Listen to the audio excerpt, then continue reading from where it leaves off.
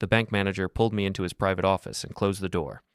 "Mr. Holbrook, I need to show you something, and I need you to stay calm." On his screen were 47 wire transfers I never authorized, all leading to the same offshore account, and the authorization signature was my son's. At 6:18 a.m., my phone screen showed an error message when I tried to log into my banking app. The same password that worked last week did not work today. I tried again, slow, careful, like I was typing a permit number at a job site. The app locked me out after the third try. A red line of text said my account access was temporarily restricted for security. My kitchen was quiet.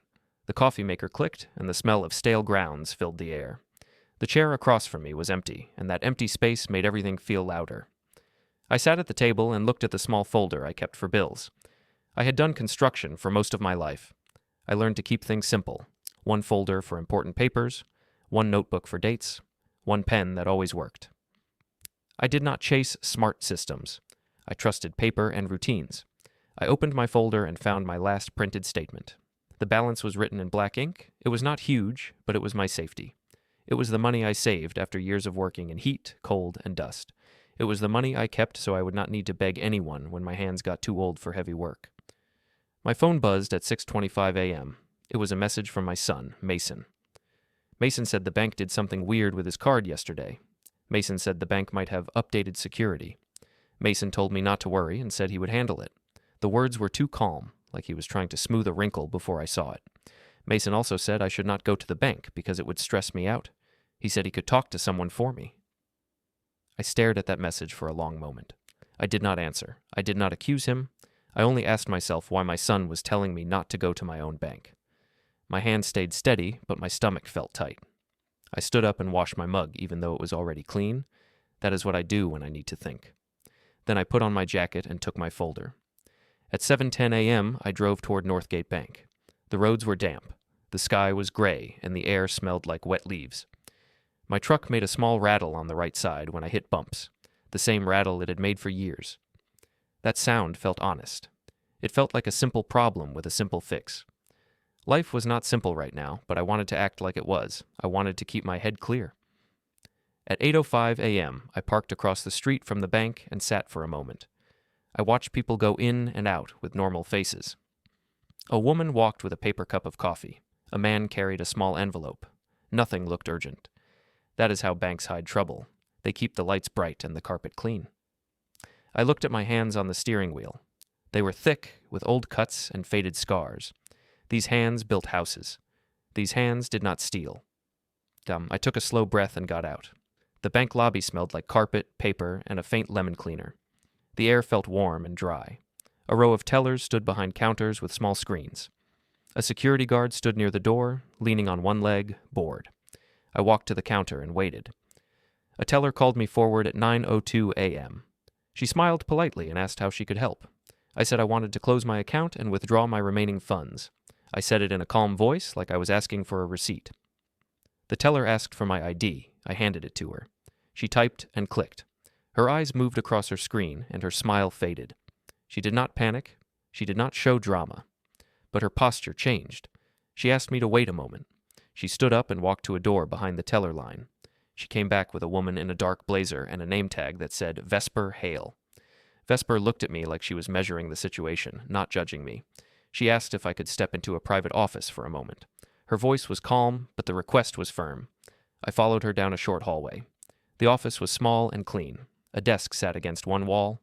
A framed photo of a mountain lake hung above it, too peaceful to be real. The room smelled like printer toner.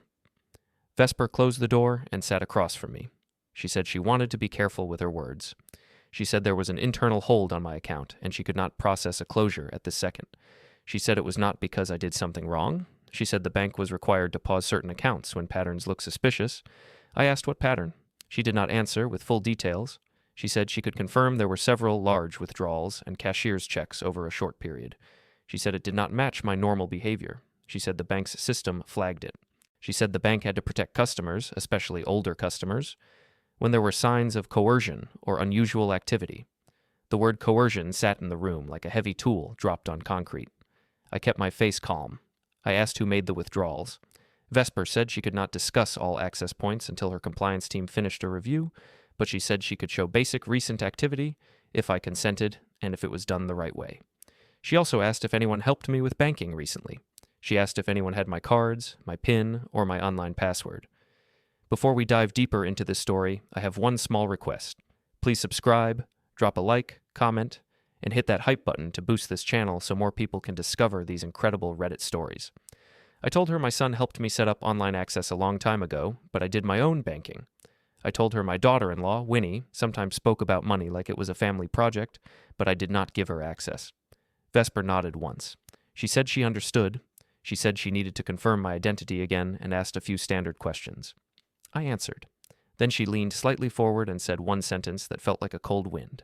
She said there was a note on one transaction about a third-party presence. I asked what that meant.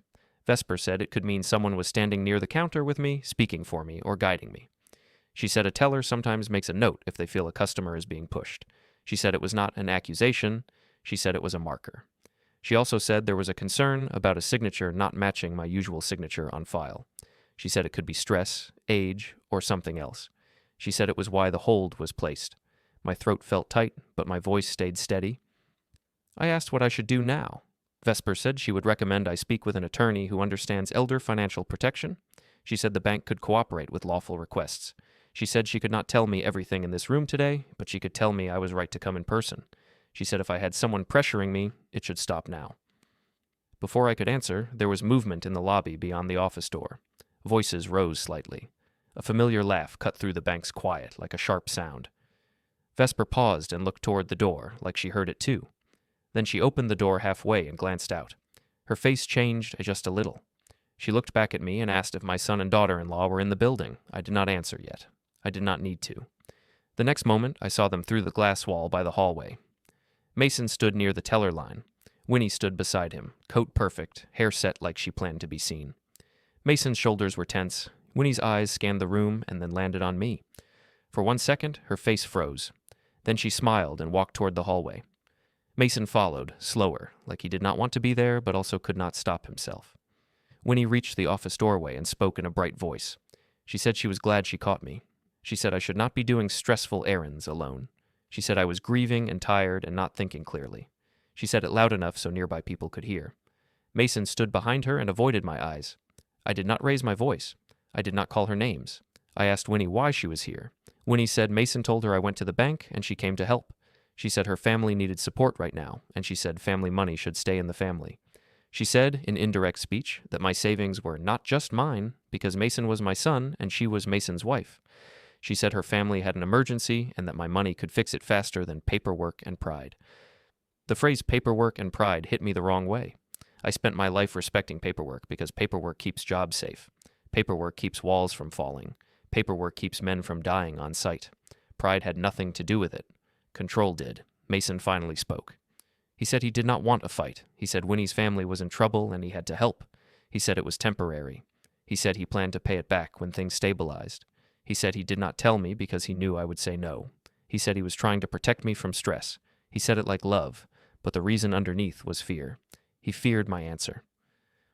Vesper stepped slightly closer to the doorway. She kept her voice professional. She said she could not discuss account details with third parties. Winnie smiled and said she was basically family, and it was fine. Vesper did not smile back. She said it was not fine. She said bank policy was strict. Winnie's eyes narrowed, and she turned her gaze back to me, sharp and hot. Winnie said I was being difficult. She said her family's gambling debts were urgent and dangerous. She said people were calling and threatening to ruin them. She said her mother was crying every night. She said I had plenty and did not even notice it. She said her family needed the money more than I did. She said it like it was a moral truth. I looked at my son.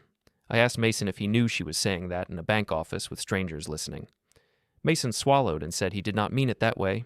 He said Winnie was stressed. Winnie snapped that stress did not change facts. She said if I loved Mason, I would stop acting selfish. She said I was old and had already lived my life. She said they were building theirs. The cruelty was casual, like she thought it was normal. I felt a strong urge to speak back with anger. Anger would have been easy, but anger is a gift to people like Winnie. Anger makes you look unstable. Anger makes you look like the story they want to tell. So I did the opposite. I stayed calm. I asked one question, slow and clear. I asked who exactly received my money. Winnie avoided the question. She said it went where it needed to go. She said details did not matter. Mason's face tightened, like the details did matter. Vesper watched him closely, like she noticed the same thing. Vesper said, in indirect speech, that the bank was required to investigate when there were signs of elder exploitation. She said the account would remain restricted until identity and authorization questions were resolved.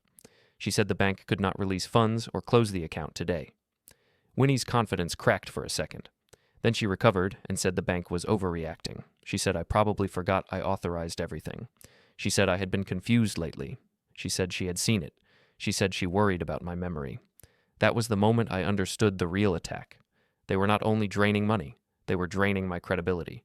If they could label me confused, they could do anything for my good. They could lock me out of my own life and call it care. Vesper asked Winnie and Mason to step back into the lobby because the bank could not continue with them present. Winnie started to argue, but Mason touched her arm and guided her away. Winnie left with her chin up, still performing. Mason glanced back at me once, eyes wet, and then looked down, like a man ashamed but still not stopping. When the door closed again, the room felt smaller. Vesper sat and spoke quietly. She said she could not give me copies today, but she could tell me the bank had recorded everything properly. She said the teller notes existed. She said signature samples existed. She said camera footage existed. She said she also noticed my son's behavior, and she said the bank would handle it through the correct process. I asked what I should do next. Vesper said I should keep everything calm and lawful. She said I should not confront them alone. She said I should speak with an attorney and consider filing a report if coercion was involved. She looked at me and said one sentence that felt like a warning and an invitation at the same time. She said I needed to see what the bank saw, but it had to be done the right way. I stood up slowly. My legs felt stiff, but I did not shake. I thanked Vesper. I walked out through the lobby without looking at Winnie. I did not want her to read my face. In the parking lot across the street, the cold air hit my lungs and cleared my head. I sat in my truck and took out my notebook. I wrote the time. I wrote what Vesper said. I wrote what Winnie said, word for word, as close as I could. Then I pulled out an old business card from my wallet, one my wife told me to keep years ago. The name on it was Alma Keene. At 9:47 a.m., I called the number and said I needed help today. At 10:40 a.m., I met Alma Keene at a diner off Route 6. The place smelled like frying oil and old coffee. The booth vinyl was cracked, and the table had a small wobble when I rested my elbow on it. Alma arrived on time, wearing a plain dark coat and carrying a thin folder. She did not look curious. She looked prepared, like she already understood what greed does to families. Alma asked me, in indirect speech, to tell the story in facts, not feelings. I nodded and did exactly that. I told her my app locked me out at 6:18 a.m. I told her the bank placed an internal hold. I told her the manager said there were multiple large withdrawals and cashier's checks. I told her she mentioned a third-party presence and a signature concern. I told her Mason and Winnie showed up and tried to control the conversation. I told her Winnie spoke loudly and said her family needed my money more than I did. Alma wrote everything down without looking shocked. When I finished, she asked a few direct questions. She asked if I ever signed a power of attorney. She asked if I ever let Mason handle money for me. She asked if anyone pressured me to sign papers recently. I told Alma I never signed a power of attorney that I remembered. I said Mason helped me set up online banking years ago, and I regretted that now. I said Mason sometimes paid a bill for me when I was on a job site far from home, but that was small and rare. Alma nodded once and said, in indirect speech, that small access becomes big access when the wrong person holds the keys. She told me to stop speaking to Winnie about money. She told me not to text anything emotional. She said every emotional message becomes a weapon against you. She said we would build a clean timeline and let official systems speak for us later. I asked if I should close the account at another branch. Alma shook her head and said, in indirect speech, that sudden moves can create confusion and can harm a fraud claim. She said the bank hold could actually protect me right now. She said the bank was already seeing what she needed to prove. She said our job was to keep my hands clean and my story consistent. At 11:30 a.m., I drove to the community center parking lot to meet Mason. Alma told me, in indirect speech, that if I met him, it should be in public and short. The community center was a neutral place with cameras near the door and people coming and going. I parked near the sidewalk and waited. Mason arrived 10 minutes later, driving too fast, braking too hard. He stepped out with shoulders tight and eyes tired. He looked like a man who had not slept. Mason said he did not want trouble. He said he loved me. He said he was trying to protect his wife. He said Winnie's family was in a bad situation. He said there were gambling debts and late fees and people calling. He said he could not watch Winnie cry every night. He said he borrowed money because it was the fastest solution. He said he planned to replace it when he got a bonus. I asked Mason, in indirect speech, how much he took. He looked away and said he did not know the exact number. That answer was a lie, or worse than a lie. It meant he did not want to face the number. I asked where it went. Mason said it went to pay off debts. I asked who he paid. Mason said he did not want to say names because it would drag me into it. He said it was safer if I did not know. That sentence told me everything. People say that when they fear law, not when they fear family conflict. Winnie arrived at 12:02 p.m. in a clean coat with a face that looked ready for a fight. Winnie walked straight up and spoke loud enough for two older women walking nearby to turn their heads. Winnie said I was making a scene. Winnie said I was humiliating Mason. Winnie said the money was not just mine because Mason was my son. Winnie said her family needed it more than I did, and she did not apologize. She said her mother was being threatened. She said her brother was trying to fix it, but the debt kept growing. I stayed calm and asked Winnie one simple question. I asked who exactly was owed. Winnie smiled sharply and said I did not need to know. She said knowing would not help. She said I should focus on being supportive. I told her support does not include theft. Winnie's eyes narrowed, and she said I was old and stubborn. She said I would spend the money on nothing anyway. She said her family needed it to survive. She said, in indirect speech, that if I had any decency, I would stop acting like a victim. Mason tried to calm her. He said Winnie was stressed. Winnie snapped that stress did not change facts. She said the debt had deadlines. She said if payments were missed, things would get ugly fast. Then she said something that sounded small but felt important.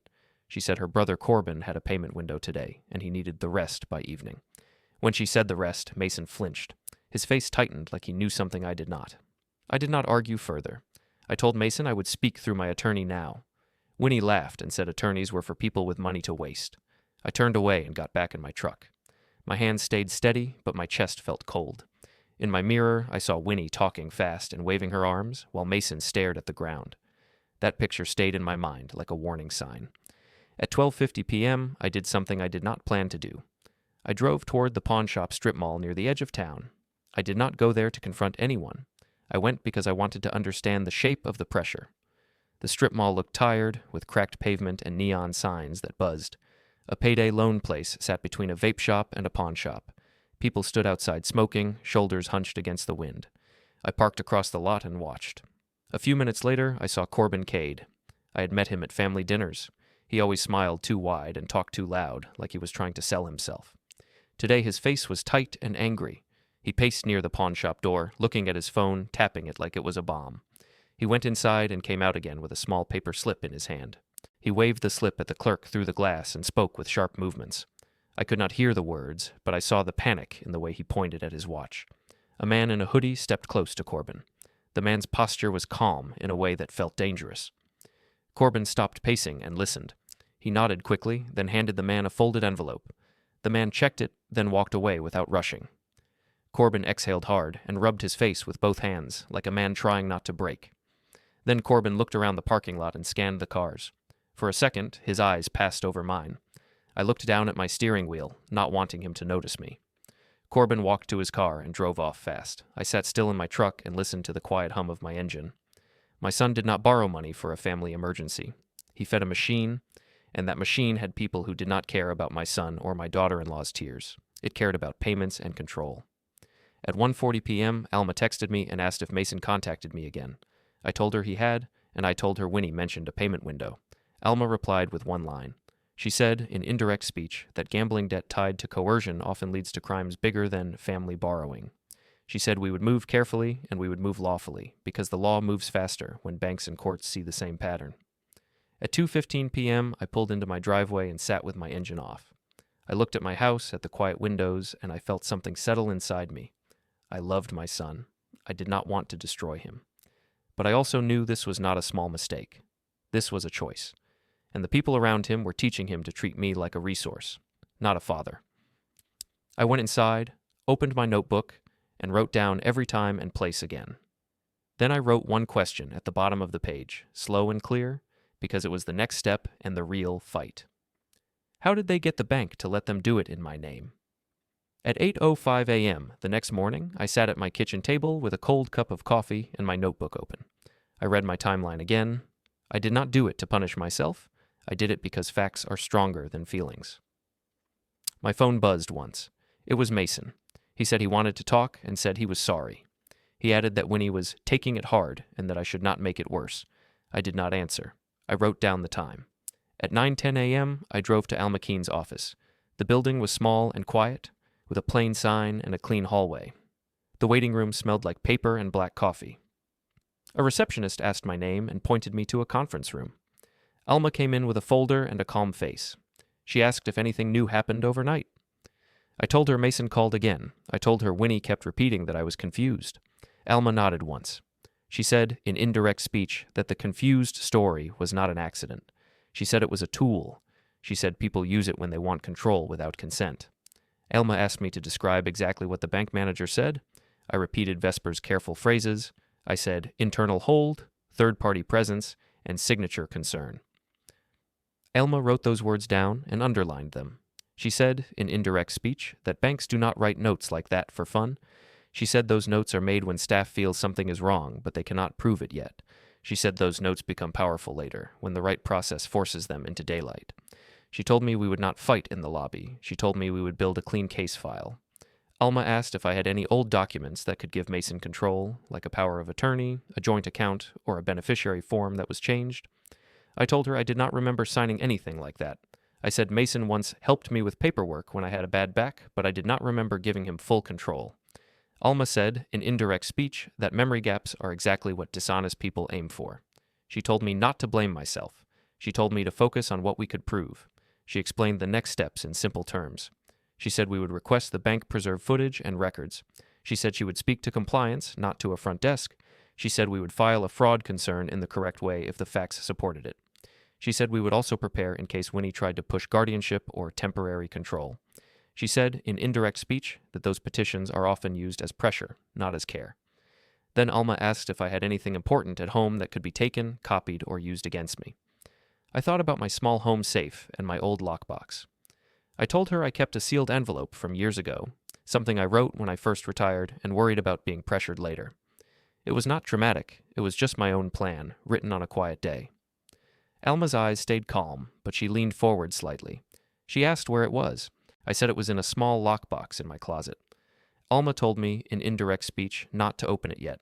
She said if it mattered, we needed clean chain of custody. She said I should move it to a neutral, secure place that only I controlled, and I should keep receipts and timestamps. She said the moment we open it, the other side might claim we altered it. She said we did not want arguments about tampering. We wanted boring, solid proof. At 10:35 a.m., I left her office and drove home. The house felt too quiet. I walked to my closet and pulled the lockbox from the back shelf. The metal was cold in my hands. I unlocked it and saw the envelope inside. It was sealed with tape, and my handwriting on the front said, "If anyone pressures you, do not sign anything." I did not open it. I did not peel the tape. I only held it for a moment and felt my throat tighten. I had written that line years ago like a man planning for a storm he hoped would never come. At 11:20 a.m., I drove to a self-storage facility called Stonegate Storage. The office smelled like cheap air freshener and printer ink. A clerk behind glass asked what I needed. I said I needed a small unit, short-term, in my name only. I said no one else was authorized. The clerk asked for my ID. I handed it over. He typed printed forms and slid them under the glass. I signed.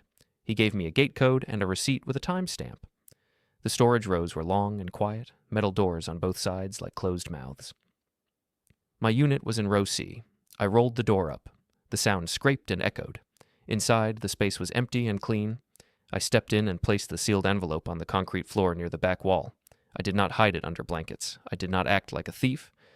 I took one photo that showed the unit number and the envelope in place. Then I locked the door and tested it twice. On the drive back, my phone rang. It was Winnie.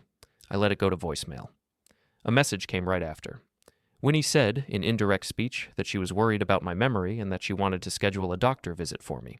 She said Mason was scared I would do something rash. She said she did not want the bank to take advantage of me. The words were smooth, but the intent was clear. She wanted me on record as fragile. She wanted control to look like care.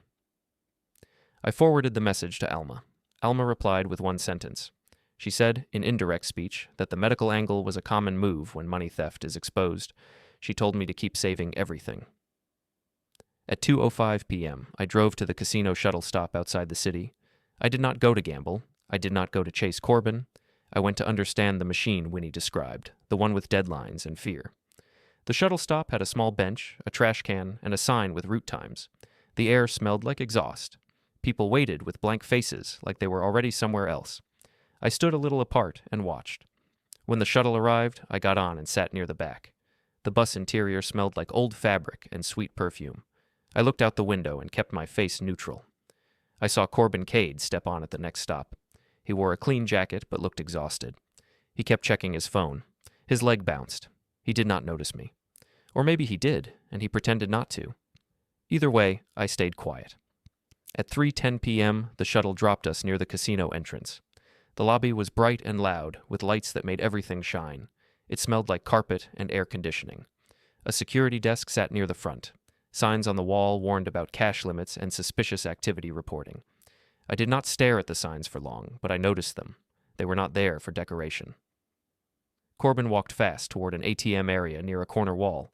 He withdrew cash, then stepped aside and made a call. I could not hear his words, but his posture was tense. He walked to the lobby edge near a column and waited. After a few minutes, a suited man approached him. The man's face was calm, like he did not carry fear. Corbin's hands moved in quick, small gestures, like he was explaining a problem. The suited man barely moved. Corbin handed him an envelope. The suited man checked it, nodded once, and walked away without hurry. I stayed near a row of chairs by the lobby plants. I did not film, I did not follow, I only noted the time on my phone, I noted the ATM location, I noted the camera angles I could see, I noted the column where they met. It felt strange to take notes about my daughter-in-law's brother like he was a subcontractor violating safety rules. But the logic was the same. If you want accountability, you document. At 3:55 p.m., I left and rode the shuttle back. My hands stayed steady, but my thoughts felt heavy. I had enough to see the shape of it now. Winnie's family was not just in trouble. They were feeding money into a system that did not forgive delays. Mason was not just weak, he was scared. And fear can make people do terrible things while still telling themselves they are good. At 5:10 p.m., Alma called. She asked where I had been. I told her I went to observe, not confront. I told her I saw Corbin meet a suited man and exchange an envelope after using an ATM. Alma paused, then said in indirect speech, "That observation is fine, but we must stay lawful and careful." She said she could send a preservation request to the bank for video and records, and she could also request preservation of certain time windows at the casino through proper channels, if needed. She said we would not build a case on rumor. We would build it on records. Then Alma asked if anyone had tried to push paperwork again. I said not yet today, but Winnie was pushing the doctor idea. Alma said in indirect speech that this was the moment to expect a legal escalation. She said when the theft story cracks, the control story appears. She said if Winnie and Mason believed they could not hide withdrawals, they might try to control my voice instead. At 6:30 p.m., I returned to my house and found Mason sitting in my driveway in his car. He stepped out when he saw me. He looked smaller than he used to. He said he wanted to talk man to man. He said he was sorry. He said he made a mistake. He said Winnie's family pressured him, and he panicked. He said he would fix it if I gave him time.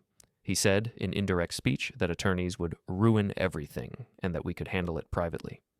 I told Mason I loved him, but I would not handle theft privately. I told him I would speak through my attorney now. I told him if he wanted to make things right, he could start by telling the truth to Alma. Mason's eyes watered. He nodded once, but then he asked where I kept my important papers. He asked it too quickly, like the question slipped out before he could stop it. I did not answer. I told him to go home. He stood there for a moment, then got back in his car and drove away. At 7:25 p.m., I sat at my kitchen table again with my notebook open. I wrote down the casino times, I wrote down Winnie's doctor message, I wrote down Mason's driveway visit and his paper question. I felt tired, but I did not feel lost. The path was narrow, but it was clear. I would not win this by yelling. I would win it by staying clean and letting the system do what it was built to do. At 8:10 p.m., Alma texted me one final update. She said in indirect speech that she had checked the court docket and that a filing could appear fast. Then she added one sentence that made my stomach tighten and my back straighten at the same time. She said if they filed for control, we would meet them in court sooner than they expected.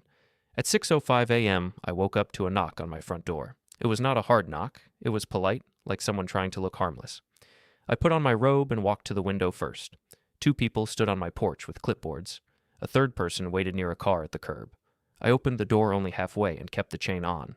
The woman in front introduced herself in indirect speech as a court-appointed process server.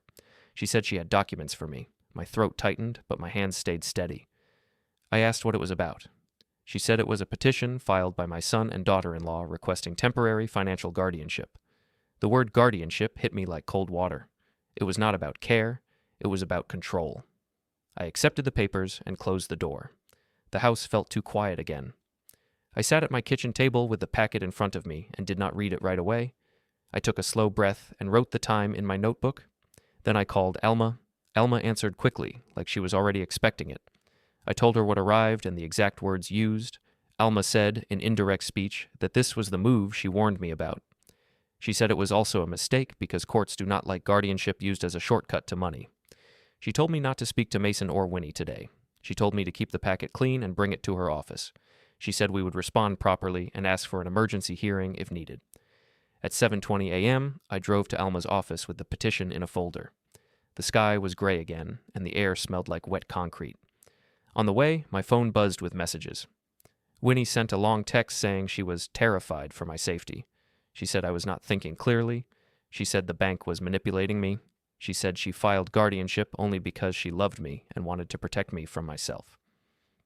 Mason sent a shorter message saying he did not want this, but it was necessary. I did not respond. I took screenshots and wrote the times. Alma read the petition in silence. Her face did not change much, but her eyes moved faster as she reached the end. She tapped one paragraph with her pen and said, in indirect speech, that they were accusing me of being forgetful, impulsive, and unable to manage finances. She said they were also asking the court to grant them authority to stabilize accounts and prevent waste. Those words sounded like they came from a template. Alma said that was important. She said templates show planning, not panic. Alma asked me if anyone had tried to get a doctor's statement before. I told her Winnie had already pushed a doctor visit in messages. Alma nodded. She said in indirect speech that Winnie was building a ladder. Step 1 was concern. Step 2 was doctor. Step 3 was court. She said Winnie skipped step 2 because she was scared the bank's review would expose theft before she could lock me down. Alma said the court would notice the timing. Alma then told me we needed official records from 2 places today. She said we needed public docket confirmation and we needed county records because people who file guardianship sometimes also file address changes or property inquiries to prepare for transfers. She told me to come with her to the county records office. At 9:05 a.m., Alma and I walked into the county building. The hallway smelled like old paper and floor cleaner. The line at the records counter moved slowly. Alma spoke softly to me while we waited. She said we were not here to accuse. We were here to collect receipts. She said receipts are boring, and boring wins in court. When our turn came, Alma asked for recent public inquiries and filings connected to my name, my address, and my main bank reference identifiers where possible. The clerk typed and printed. The paper slid out with a quiet machine sound. Alma read it first, then handed it to me. My eyes went straight to dates. I saw an inquiry made last week using a name variation that was almost mine, but not fully mine. One letter in my first name was wrong. It looked like a small mistake, but it was not small. It was a fingerprint of someone trying to move fast.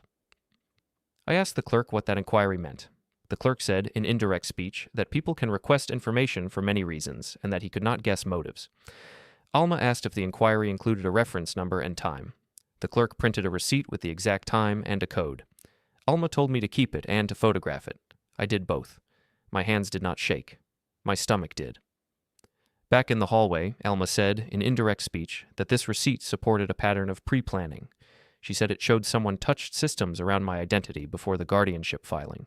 She said that mattered. It did not prove theft alone, but it proved intent to move property and control access. At 11:10 a.m., we went to the sheriff's office. The waiting room smelled like disinfectant and cheap coffee. A TV played quietly.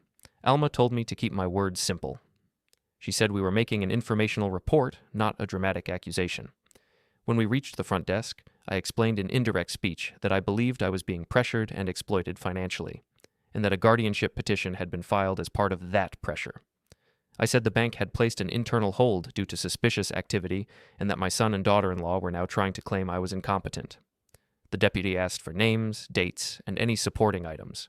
I gave him the petition details. I gave him screenshots. I gave him the county receipt code.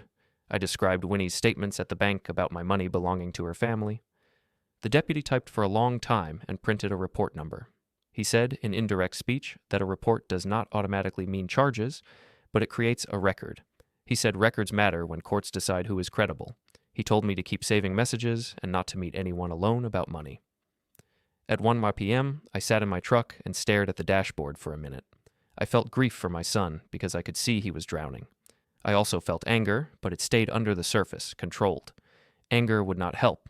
Proof would. At 2:15 p.m., Perry came to my house. She knocked softly and stepped inside with careful eyes, like she was entering a place that might break. She said she heard from relatives that Winnie was telling people I was losing it.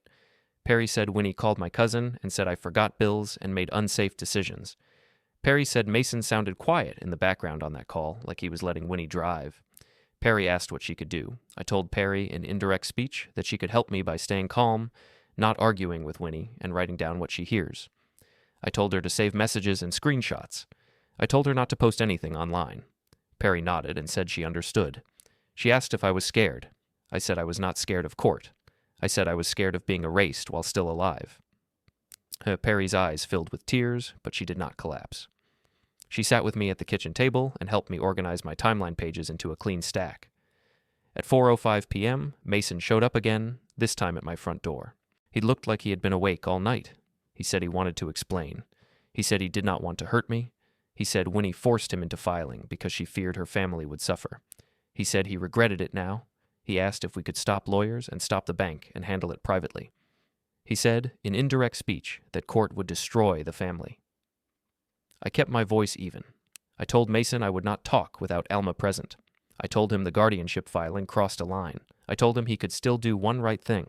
I told him to tell the truth to my lawyer and to the court. Mason's eyes dropped.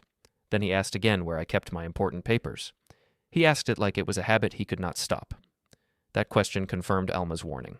It was not about reconciliation, it was about access. I told him to leave. He stood in my doorway for a moment, then said, in indirect speech, that Winnie would not stop and that I did not understand what we owed. He walked away like a man carrying a weight that was not his alone. At 6:40 p.m., Alma called and said she filed our response to the guardianship petition and requested an expedited hearing. She said, in indirect speech, that we would not rush into court unprepared, but the timeline was now forced. She told me to arrive early on hearing day and to bring nothing except identification and calm. She said she would handle everything else. That night, I sat in my kitchen with the lights low. I listened to rain tapping the window again. I looked at the empty chair across from me and felt grief rise like water. Then I looked at my notebook and the receipts and the report number. I realized something simple and sharp. They filed to take my voice. But by filing, they also pulled this into a place where lies do not stay private. Before I went to bed, my phone buzzed with one last message from Winnie. She said, in indirect speech, that the court would agree I was unfit and that she would make sure I could not touch her family's money ever again. I saved it, wrote the time, and turned the phone face down. The day before the hearing felt like standing under a crane hook, watching it sway, knowing you must keep your steps measured. I woke at 5:34 a.m. and listened to the house settle in the cold. The heater clicked, then went quiet. The kitchen smelled like yesterday's coffee. I sat at the table and opened my notebook. My timeline was now several pages, each line clean, each time exact. It was not a story. It was a record. That mattered. At 6:10 a.m., Alma texted me and said the hearing was confirmed for tomorrow at 9:30 a.m. She said in indirect speech that we needed to arrive early and let the other side speak first. She said courts hear patterns better when the person under attack stays calm. I replied that I understood. Then I put my phone face down again so I would not stare at it like a wound. At 7:05 a.m., Perry arrived with 2 paper folders and a small bag of breakfast sandwiches. She did not ask if I was hungry. She simply placed the bag on the counter, like feeding me was part of the plan. She sat at the table and asked what Alma wanted me to bring. I said Alma wanted only identification and calm. Perry nodded. She said in indirect speech that calm is hard when your own son files to control you. I said yes. Then I took a bite of the sandwich, even though I did not taste it. At 8:20 a.m., my phone buzzed. Mason sent a message saying he missed me and wanted to fix this. He said he did not want to see me in court. He said Winnie was scared, and he asked me to drop the response and let them handle finances temporarily. The word temporarily was supposed to sound safe. It did not. It sounded like a door that locks behind you. 5 minutes later, Winnie texted. She wrote a long message about love and concern, but the core was the same. She said, in indirect speech, that the judge would see I was unstable and would give her authority. She said it would be easier if I agreed now. She said she could make my life comfortable if I cooperated. That phrase made my stomach tighten. Comfortable can mean controlled. Comfortable can mean silent. I did not reply. I forwarded both messages to Alma. Alma responded with one sentence.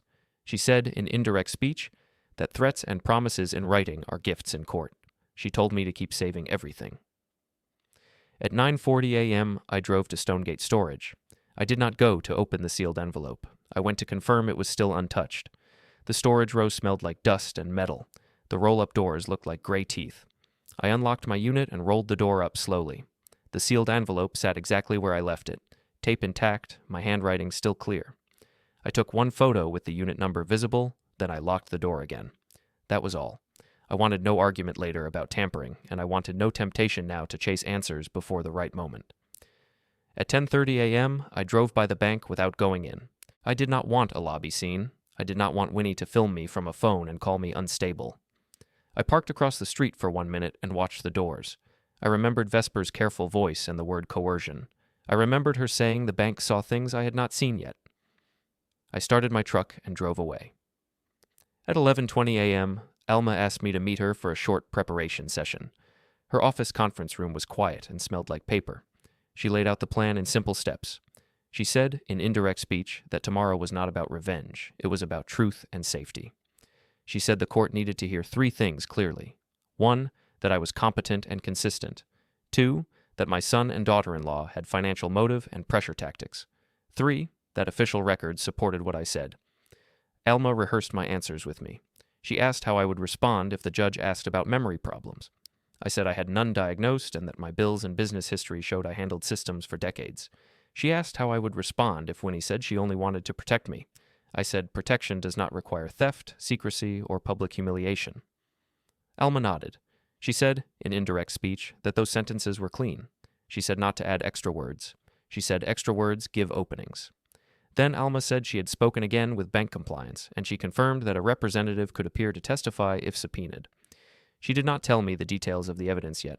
She said we would not reveal anything until court, because early reveals make the other side adjust. She told me to trust the sequence. I did, because sequence is how buildings stand. At 1:05 p.m., I left Alma's office and stopped at the diner again. I did not eat much.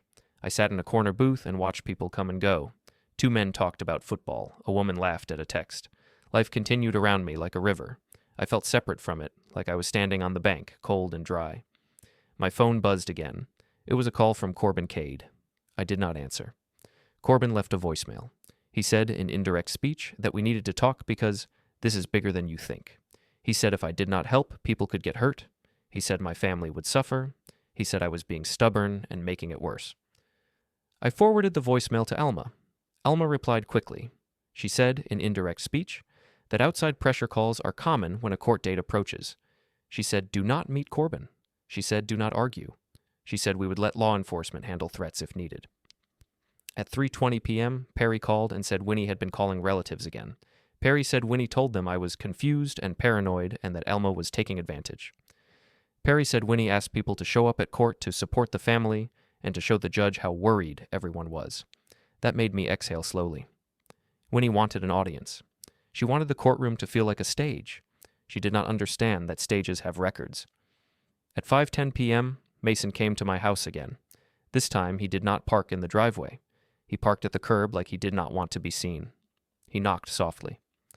I opened the door with the chain on, like I did yesterday. Mason's eyes were red. He said he was sorry. He said Winnie was pushing him hard. He said Corbin was calling all night. He said there were deadlines and threats. He said he had no choice. He said in indirect speech that he filed guardianship to buy time. I asked Mason one question. I asked if he drained my savings. Mason swallowed and said yes. He said he did it in chunks so it would not look obvious. He said he used cashier's checks because Winnie said it would be cleaner. He said the money went to Corbin to pay the people. He said he did not know names. He said he did not want to know names. His voice broke slightly when he said that. I did not yell. I did not slam the door. I told Mason he still had choices. I told him the next choice was truth. I told him to meet Alma and tell her everything. Mason hesitated. Then he asked in indirect speech, If I could just give one more payment to stop the pressure. He said if we paid the rest, the threats would end and we could fix the family later. That was the moment I saw the full trap. Pay once more, and the machine learns you always pay. The pressure does not end. It grows. I told Mason no. I told him the court would decide now. I told him he should prepare to answer questions under oath.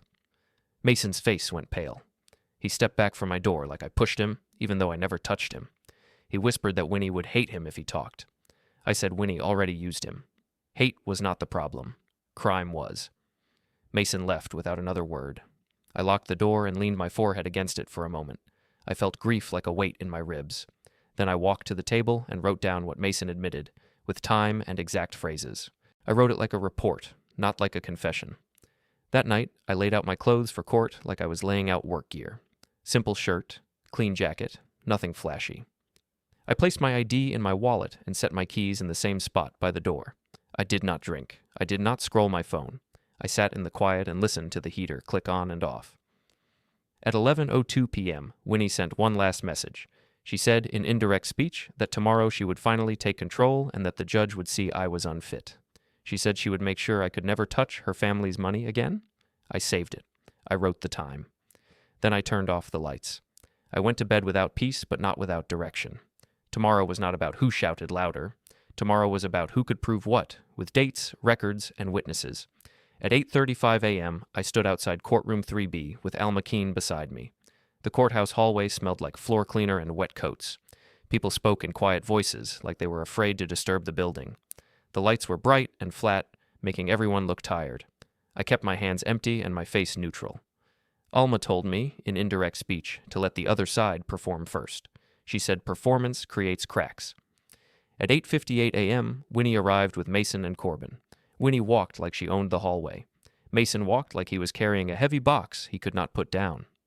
Corbin stayed a step behind, eyes moving, jaw tight. Winnie brought two relatives I recognized from past gatherings. They wore worried faces and held folded arms, like they were already told what to believe. Winnie saw me and raised her voice just enough to draw attention. She said, in indirect speech, that she was glad the court would finally protect me. She said she feared I was being manipulated by lawyers and banks. She said she only wanted safety. Alma did not answer. I did not answer. Silence made Winnie's smile twitch for a second. At 9:30 a.m., the clerk opened the doors and called our case. We filed in. Courtroom 3B smelled like old paper and cold air. The benches were hard. The judge sat high above the room, calm and distant. A small flag stood in the corner. Everything in that room was built for records, not feelings. Winnie's attorney spoke first. He said in indirect speech that I was elderly, grieving, and confused. He said I made impulsive decisions and could be exploited. He said Winnie and Mason filed guardianship only to protect me from myself. He said they wanted temporary authority to stabilize accounts and prevent waste. He said it like a care plan. Then Winnie spoke without being asked, pushing the story. She said in indirect speech that I forgot bills and did not understand modern banking. She said Alma was taking advantage. She said I could not be trusted with money right now. She tried to sound gentle, but her tone had a sharp edge, like she was enjoying the control. The judge asked Winnie why the petition was filed so quickly after the bank placed an internal hold. Winnie hesitated, then said she feared I would panic and do something rash. The judge turned to Mason and asked if he agreed. Mason nodded too fast and said yes. Alma stood. Her voice was steady and plain. She said in indirect speech that guardianship is a serious legal tool and should not be used as a shortcut in a money dispute. She said the timing was not about my safety. It was about my silence. She said the bank placed a hold because there was suspicious activity on my account, and my son and daughter-in-law responded by trying to take legal control over me instead of explaining the transactions. Alma presented my timeline as a simple exhibit, with dates, times, and saved messages. She did not read every line. She showed the pattern. She showed Winnie's repeated use of the word confused. She showed the messages about comfort if I cooperated. She showed the threat that I would never touch her family's money again. The judge looked at the printed screenshots and asked Winnie if she wrote them. Winnie said, in indirect speech, that she did, but she only meant it in a caring way. The judge did not react to her excuse. Then Alma called a witness. Vesper Hale, the bank compliance officer, stepped forward. Vesper's posture was professional and calm. She took the oath and sat. Alma asked Vesper, in indirect speech, whether my account had been placed on an internal hold and why. Vesper said yes. She said the hold was placed due to unusual activity, including large withdrawals, cashier's checks, and transaction patterns inconsistent with my history. She said the bank also noted third-party presence in a transaction and had concerns about authorization consistency. She did not say the word fraud, but the meaning hung in the air. Winnie's attorney tried to challenge Vesper. He said, in indirect speech, that banks make mistakes and that family assistance is normal. Vesper answered calmly. She said the bank does not block accounts for normal assistance. She said holds are used when patterns meet internal thresholds tied to elder exploitation risk and suspicious activity rules. She said records were preserved. The judge asked Mason directly if he made withdrawals from my account. Mason's face tightened. He tried to speak, then stopped. Winnie touched his arm lightly, like a reminder. The judge noticed that gesture and asked Winnie not to touch him again in the courtroom. Winnie pulled her hand back and smiled in a way that looked like a mask. Mason finally answered. He said in indirect speech that he did move money. He said he did it because Winnie's family had gambling debts and there were deadlines. He said he believed he could pay it back later. He said he did not tell me because he knew I would refuse. The courtroom went quiet. Winnie's face went stiff. Corbin stared at the floor. The judge asked Mason how much he took. Mason said he did it in chunks and did not want to say a number. The judge told him to answer. Mason swallowed and gave a rough amount that made my stomach turn. It was most of my savings. Winnie's attorney tried to interrupt and frame it as a family loan, but the judge raised a hand and stopped him. Alma then asked Mason about the method. Mason admitted, in indirect speech, that he used cashier's checks because Winnie told him it would be cleaner. Alma asked who received the checks. Mason said he gave them to Corbin to pay the people. The judge turned to Corbin and asked if that was true. Corbin tried to speak, then said, in indirect speech, that he only handled it to protect his mother and that it was complicated. The judge asked if it involved gambling debt. Corbin hesitated again, then said yes. Alma did not smile. She did not gloat. She asked the judge for a narrow set of orders. She asked for immediate denial of guardianship. She asked for a protective order preventing Winnie and Mason from accessing my finances or pressuring me. She asked the court to direct the bank to maintain protections while the fraud investigation proceeded.